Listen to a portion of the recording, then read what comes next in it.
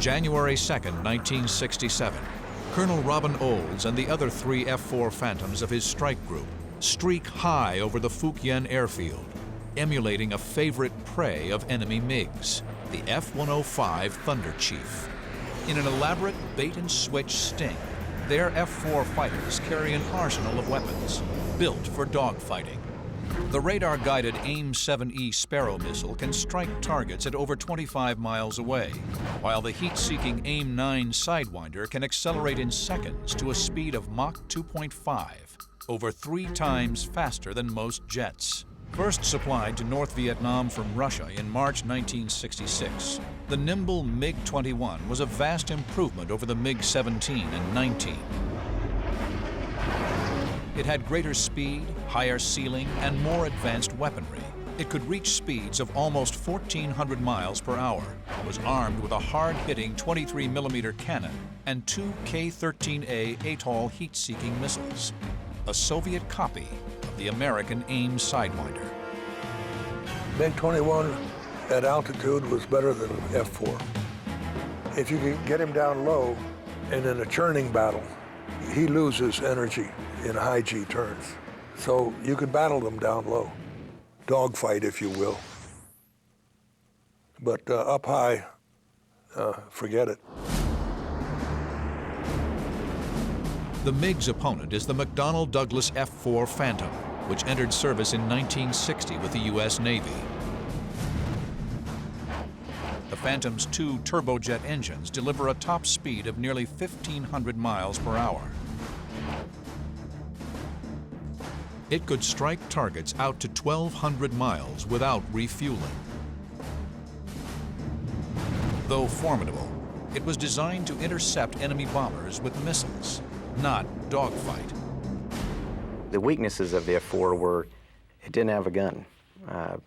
The MiGs were real good at employing their gun. The MiG is more agile than the Phantom above 20,000 feet. It's smaller, harder to spot, and has the important advantage of a gun. But down low, the more powerful Phantom can outturn the MiG-21. The F-4 is faster and has a better rate of climb. It carries a greater number of missiles. The MiG-21s that rise and strike at the masquerading Phantoms on January 2nd are no easy prey. The MiG pilots, to their credit, were very aggressive, most of them. And it was a great opportunity for us to test our skills. Olds spots another MiG at 11 o'clock. He breaks left and zeroes in for an easy kill. Olds fires 2 Sparrow missiles. But the missiles lose radar lock and tear past the MiG. Olds sticks with him and fires a heat-seeking AIM-9 Sidewinder missile. But the MiG brakes hard, shakes the missile lock, then dives for cover in the clouds. But as fast as one vanishes, another appears. Then there was another MiG going 180 degrees to me, fairly close. So close that I couldn't just make a flat turn and get behind him. Olds must accomplish 2 things. First, he must reverse his direction and get on the MiG's tail. Second, he must create enough distance between himself and the MiG to gain a missile lock. Olds uses a classic dogfighting maneuver he learned in World War II, the vector roll. I went straight up. When I got up, I turned over on my back and hung there for a moment or, well, a few seconds and watched him. And when the time was right, I rolled to my right. Now he was down to my left, so that this roll would take me in a wide, swooping, downward curve, and I wound up right behind him. Olds exploits the Phantom's powerful thrust and soars above the MiG. To counter the mind-numbing Gs, Olds' G-suit inflates, squeezing his calves, thighs, and stomach to keep blood in his brain and prevent a grayout. I don't think that MiG saw me, no. The one that was going opposite my direction. If he did, he was stupid. Olds, now in perfect position, his range only 4,500 feet, arms his Sidewinder. When I came down behind him, I got a wonderful growl, because the Sidewinder looks at the IR signature of an airplane, the heat waves, and it speaks to you. It kind of mumbles. Then if it sees a good heat source, it goes, and you know that your missile is looking at the target. So it's very simple. All you have to do is pull the trigger.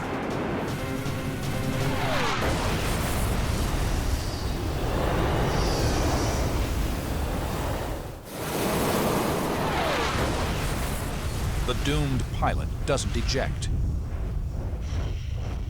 Olds has shot down one MiG, but can't stay for more. His number 4 Phantom, flown by Captain Rediker, is in trouble. One of his tanks didn't feed. I had plenty of fuel. I could have stayed there, but I wanted to get him home. Olds streaks out of the combat zone and escorts Rediker to safety. In less than 5 minutes, Colonel Robin Olds and his flight have downed 3 MiGs, with no losses.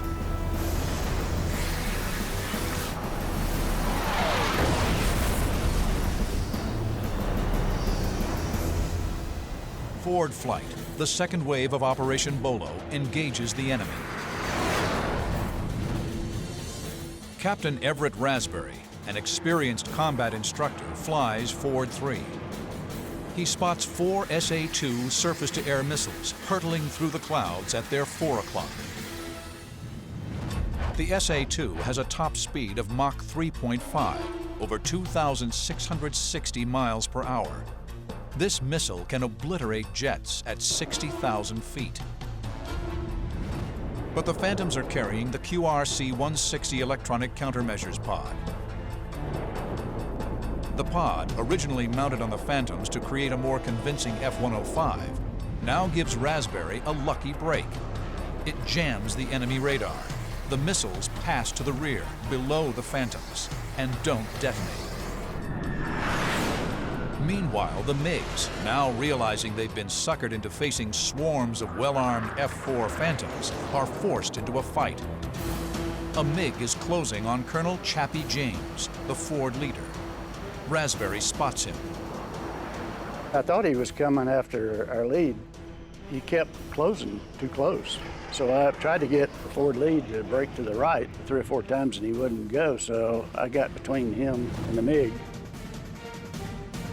The MiG is coming up from James' 4 o'clock. When James doesn't break right, Raspberry accelerates to intercept the MiG. The MiG pilot overshoots Ford 1 and snaps into a high G left turn to avoid a fight. Raspberry brakes left behind the MiG, but he's pulling too many Gs on his aircraft in order for his missiles to function properly. Raspberry executes a vector roll. Raspberry pulls out of the vector roll on the MiG-6. He's 3,500 feet behind the MiG in a left turn, the perfect position to fire a Sidewinder missile. Raspberry has to make this shot count. He has just one working Sidewinder. He closes in on the MiG's tail. I followed the guy down. He was heading for the clouds. The MiG, focused on getting into the safety of the clouds, makes a frantic dash. But just before hitting the low cloud cover, he inexplicably reverses his turn. It's a fatal mistake. Raspberry now has a perfect shot. I had the tone in the headset for the missile, which told you it was tracking. Squeezed the trigger, and it went like a bullet right in the cockpit with him, and then he blew up.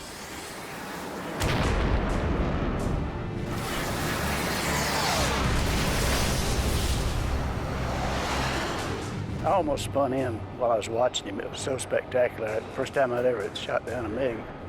And so I was excited, to say the least. Ford Flight has scored a kill, the 4th Bolo victory so far, and suffered no losses.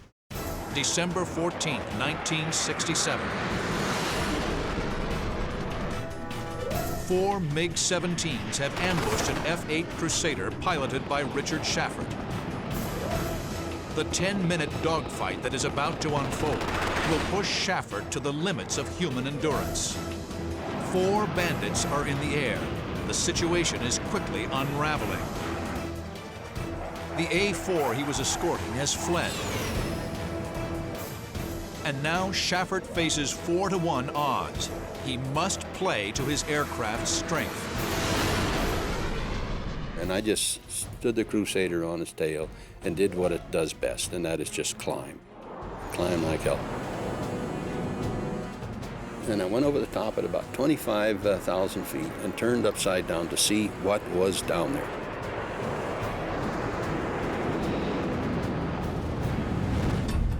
The first pair of MiGs are here, in a descending left turn, trying to regain airspeed. The second pair are here, trying to climb to Schaffert's altitude. In his first move, he'll dive past the ascending MiGs, then attack the other pair, who are vulnerable targets given their low airspeed. Outnumbered but unafraid, Dick Schaffert noses down. The Crusader screams past the ascending MiGs at 450 knots. At 10,000 feet, he begins to pull out. The heavy G of the dive rips away his oxygen mask and microphone. He can no longer radio for help. He barrel rolls to the outside and then descends. In doing this, he gets in missile position without losing airspeed. Schaffert gets good tone on the Sidewinder and fires. But he never gets the chance to see if the missile hits its target. At that very instant, a stream of tracers snap over his canopy. The second pair of MiGs have now reversed their climb. Once again, they're diving on him from 8 o'clock high. The tables have turned. Instantly, Schaffert improvises a unique maneuver. He pitches the Crusader down, then rudders left, cutting under the MiG's turn. From the MiG's point of view, it's as if Schaffert simply disappears as he dives and cuts under them. And as quickly as the MiG-21s arrive, they depart. It's a guerrilla tactic often employed by MiG-21s in Vietnam. MiG-21s are a rare commodity for the North Vietnamese, and they're used sparingly. In 1967, there are only 16 in their air force. Using their speed, they streak into the area, fire all their missiles, hoping to score a lucky kill, and streak out, avoiding any dogfights with American aircraft. For Dick Schaffert, exhaustion from the physical strain from several minutes of high-G combat is starting to take its toll. But Schaffert has sunk his teeth into the MiGs, and he's not letting go. The fight goes on. He shifts his attention to the MiG-17s, 10,000 feet below. They were coming around underneath the position that I was, and this was my chance to make gunfighter mean something. The MiG-17s are here. Schaffert is above them. He can bank left and begin a dive on them. He'll gain tremendous energy in the dive, ensuring that he doesn't get locked in a low-speed turning fight, the MiG-17's strength. Schaffert noses down and dives on the MiG element. They bank left, hoping to force an overshoot. Schaffert must break up the MiG element. First, he will execute a barrel roll to the outside. Then, as he descends, he'll fire on the Wingman. But instead of watching the missile to the target, he'll roll again, positioning himself on the MiG leader's tail. Schaffert rolls.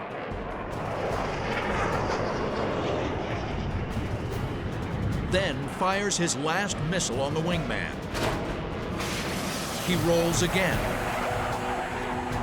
As he descends, he switches to guns. The wild maneuver works. The Wingman is now out of the fight, and MiG leader is in Schaffert's gun sight. Already in a high G turn, Schaffert tracks the MiG. He closes on him, 2,000 feet. He tightens his turn even more, leading the target. I pressed the trigger and boom, boom. 7 rounds out of each gun, and the link broke. The pull of G is so massive it has jammed all 4 of his cannons. The last gunfighter is now out of guns and missiles. A new mission emerges from the adrenaline rush of combat. Survival. Schaffert may not be able to kill his opponent, but he can instill a healthy dose of fear. With violent maneuvering, he'll try to intimidate the MiG into a tactical mistake, and then beat a hasty retreat. He's now on the MiG-6 in a tight left turn. Schaffert breaks out of the turn. The MiG pilot seizes the opportunity and, for a fleeting moment, fires on him, but the tracers miss. Schaffert goes vertical. MiG leader climbs after him. The MiG-17 and F-8 claw for altitude. Schaffert runs out of airspeed at the top of his climb and noses over. The MiG does the same. At the bottom of the dive, they cross paths and climb again. As each pilot jockeys for position, they find themselves locked in a complex aerial maneuver, a vertical rolling scissors. Pilots describe it as a self-generating furball.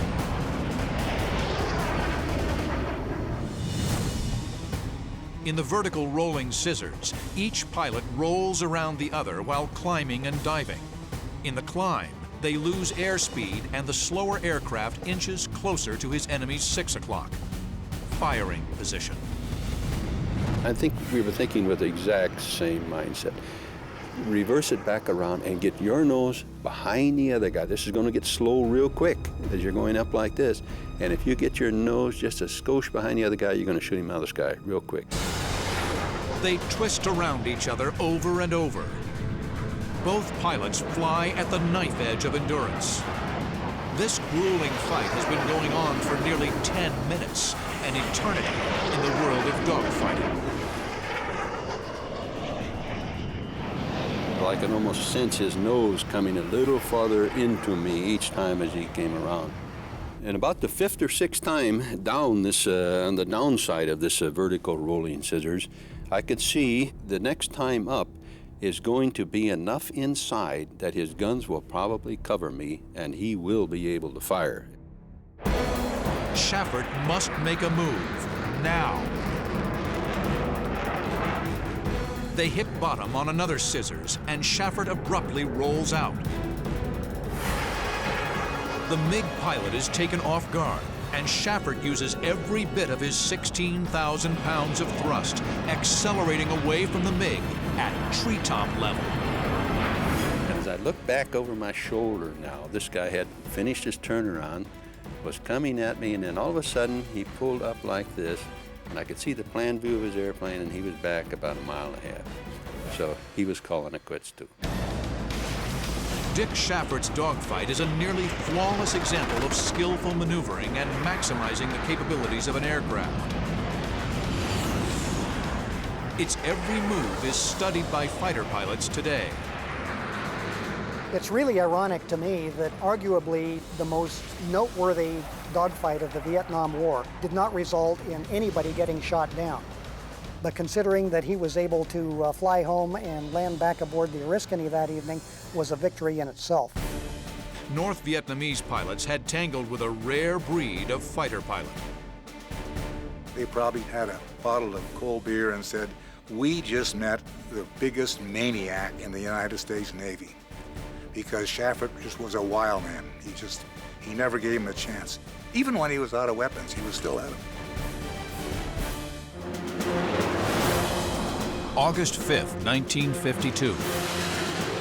4 U.S. Air Force F-86 Sabres move into the hostile skies of MiG Alley above northwest Korea. For over 2 years, nimble Russian-built MiG-15 fighters have been darting from sanctuaries in China, challenging American bombers and fighters. The Sabre flight is led by Captain Robinson Risner. His mission is to find the MiGs and kill them. Suddenly, there they are, 8 silver MiGs passing left to right, 1,000 feet below. Perfect setup. Too perfect. I can still remember seeing those MiGs below me. That was unusual. Anytime you saw MiGs below you, it was an exciting thing, but we learned quickly to suspect the situation. Risner instinctively calls check 6. His wingman responds. Lead, we've got MiGs at 3 o'clock. 6 MiGs scream in from overhead, lethal cannon flashing. The Sabres are in a trap. Now they are the prey. Risner calls a right brake. The Sabres stand on one wing, pull hard around. Neck muscles strain to keep heads upright against the heavy pull of G. The Sabres turn into the face of the enemy. Risner is screaming headlong into his first life and death encounter in MiG Alley. 2 years earlier, on June 25, 1950, the North Korean People's Army swarmed across the 38th parallel, the dividing line between the Communist North and the Republic of South Korea. U.S. armed forces, under United Nations auspices, are committed to the fight. The North Koreans have the manpower and tanks, but their primitive air force is quickly shot to ribbons. American aircraft are free to roam the skies. Communist troop concentrations and supply lines are relentlessly pounded from the air. But then, in November 1950, the Americans are stunned by the appearance of new Soviet-built MiG-15 jet fighters. With a top speed of 670 miles per hour, the MiG is 100 miles per hour faster than older F-80 and F-84 jets in Korea.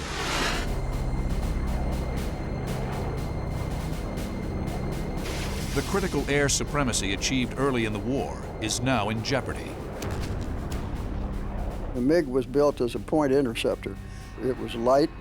It had a lighter wing loading. It didn't carry as much fuel, which limited the range, but made it very good for climbing purposes and turning purposes. It was optimized to shoot down B-29s. That's why it had the heavy cannon armament that it did, 223 millimeters and a 37 millimeter. The cannon was really a surprising weapon. If the guy was within about 700 or 800 feet behind you and he fired it, you could feel the vibration in your rudder pedals. When that happened to you, you knew you better do something pretty quick, left or right, but don't stay where you are. The MiG-15s dash from bases in China, just across the North Korean border. Any aircraft venturing into a 6,000 square mile slice of airspace above northwest Korea is vulnerable. American airmen call it MiG Alley. It is here that the fiercest air battles of the Korean War will be etched across the cold blue sky. The U.S. Air Force rushes the 4th Fighter Interceptor Wing to Korea. The 4th is equipped with the new F-86A Sabre jet. It is the only airplane in the Western arsenal that approaches the MiG's capabilities. The F-86 was my very favorite plane that I've ever flown, which I used to kiddingly call my little sports car. The F-86 was a pure fighter. It was not intended to intercept or shoot down enemy bombers, but it was meant to take on enemy fighters, destroy them, and achieve air superiority.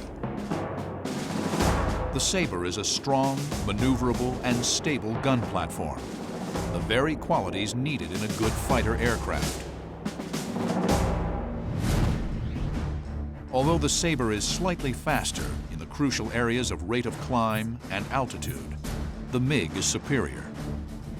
That's assuming that you got the same pilots operating both of them. One of the main things that we enjoyed over the communist aircraft was that our pilots were better trained and we had better tactics eventually.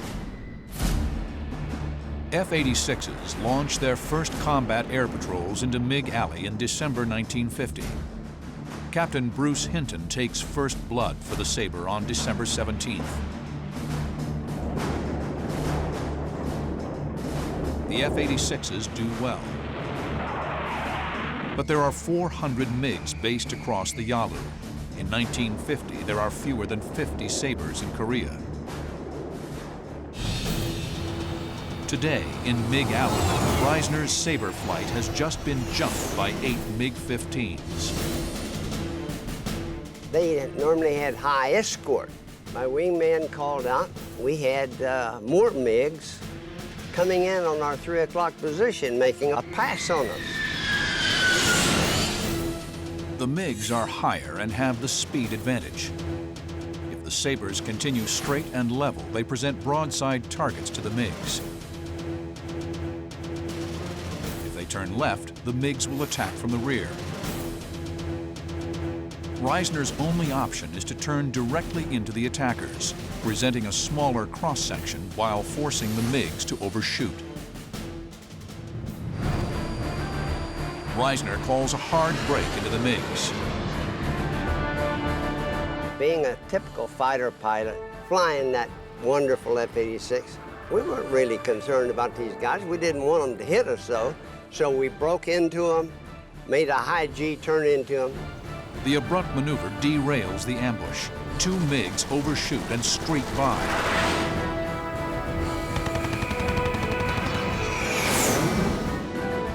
The F-86s reverse.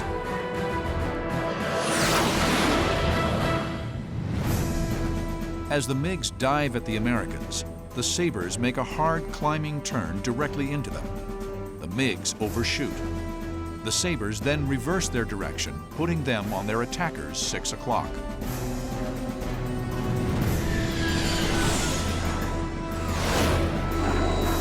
The tables have turned within seconds, the hallmark of jet-age combat in MiG Alley. I took Taylor and Charlie because he's the closest one to me. And I put the pepper on the tailpipe, pulled the triggers. He lit up like a Christmas tree. You see, we had armor-piercing incendiary bullets in those 650 caliber machine guns. The burst riddles the bandit's engine. The MiG pulls into a climbing turn in a desperate attempt to shake his tormentor. Trailing smoke, the MiG claws for altitude. The smoke suddenly stops. His engine quits. The MiG coasts upward, bleeding off airspeed. Risner's F-86 shudders as he chops power and pops his speed brakes to stay in trail. The MiG hangs suspended, motionless, then drops off into a spin. The F-86 buffets as it too loses energy and enters a stall. Risner kicks in left rudder, noses over, fires another burst into the spiraling MiG, only 300 feet away. It was a thrill to hear those guns chattering, because something was going to happen up in front, and sure enough it did. 50 caliber armor-piercing incendiary rounds slam into the MiG's aft fuselage. The vertical stabilizer is blown clear away.